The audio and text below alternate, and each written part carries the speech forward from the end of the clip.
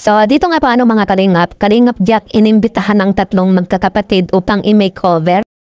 So, yan po yung ating pag-uusapan nga po mga Kalingap, pero bago po natin ipagpatuloy ang video ito sa mga bago pa lang po sa ating munting channel, huwag po natin kalimutang suportahan ang ama ng Kalingap, Kuya Val Santos Matubang at Kalingap Rob. At suportahan natin po natin panoorin po muna ang full video bago mag-comment para malaman ang nilalaman nito. Palike at pindutin na rin po natin ang notification bell para updated po kayo lagi sa ating mga videos. So, dito nga po mga Kalingap Jack inimbitahan ang tatlong magkakapatid upang i-makeover.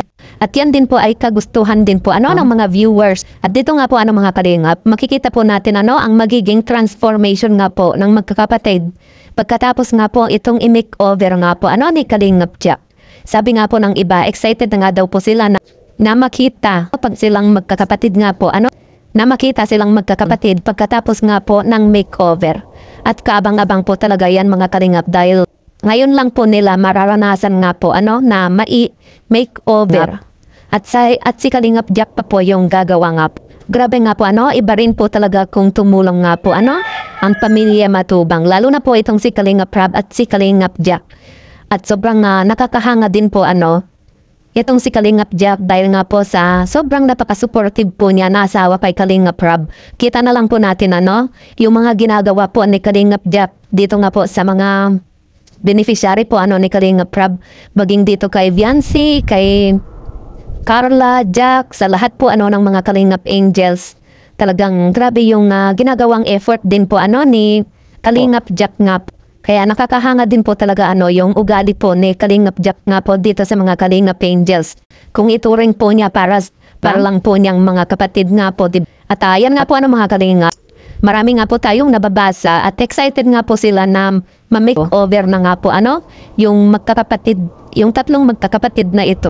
Kasi nakikita naman po natin sa magkakapatid na ito na talagang may mga na talagang magaganda din po sila. Kumbaga kulang lang po sila sa ayos kasi nga po siyempre lalo na at dun po sila nakatira sa bundok. Kumbaga, kailangan din po nilang ma-expose po sa maraming tao. Kaya malaking pasasalamat po natin sa ginawa po ni Kalingap Rob na ipinasyal po niya yung magkakapatid nga po sa mall para maranasan din po nila na lumabas. At yan nga po, nakikita po natin na unti-unti na nga po silang nagkakaroon po ng self-confidence. Gaya na lang po ng mga ginagawa po dati ni Kalingap Rob dito kay Viancy, kay Carla, Dara, di ba? Noon halos noon talagang mahiyain din po sila, pero ngayon dahil po sa tulong din po ng Kalingap, ang laki po ng nabago po sa kanilang sarili.